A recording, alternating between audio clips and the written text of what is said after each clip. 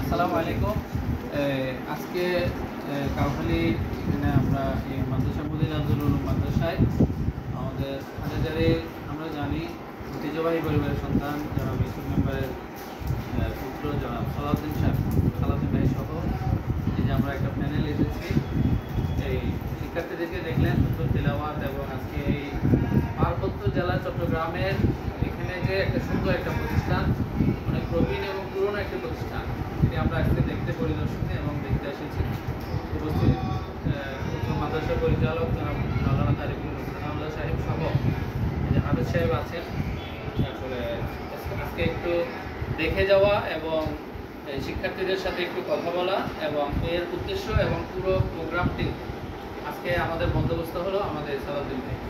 কেমন দেখলেন, কেমন লাগলো একটু আমি একটু অনুভূতিও জানতে চাই। বাস এটুকুই। কেমন দেখলেন আমার আজকে এখানে আছে, খুব ভালো লাগছে, সবগুলা দেখছি খুব ভালো লাগছে।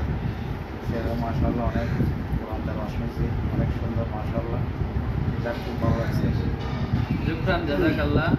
আমি আধা মিনিটের একটু মন্তব্য জানতে চাইবো। আজকের মেহমান আমাদেরকে যিনি রিসিভ করছেন মাদ্রাসার পরিচালক মাওলানা কারি সানাউল্লাহ।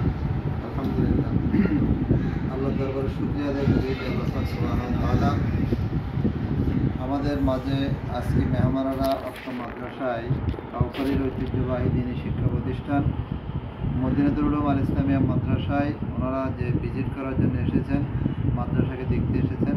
এই জন্য আমি ব্যক্তিগত পক্ষ থেকে এবং মাদ্রাসা পরিচালনা কমিটির পক্ষ থেকে ওনাকে আন্তরিক অভিনন্দন জানাচ্ছি এবং সাথে সাথে কৃতজ্ঞতা প্রকাশ করছি। আল্লাহ পাক সুবহানাহু ওয়া তাআলা ওনাদেরকে আরও বেশি বেশি করে এই পার্বত্য এলাকার মধ্যে এসে দ্বীনের খেদমত করার আসার আমাদের সাথে যোগাযোগ করার তৌফিক দেয়। এই জন্য আল্লাহ তাআলার শুকরিয়া আদায় করছি। আলহামদুলিল্লাহ।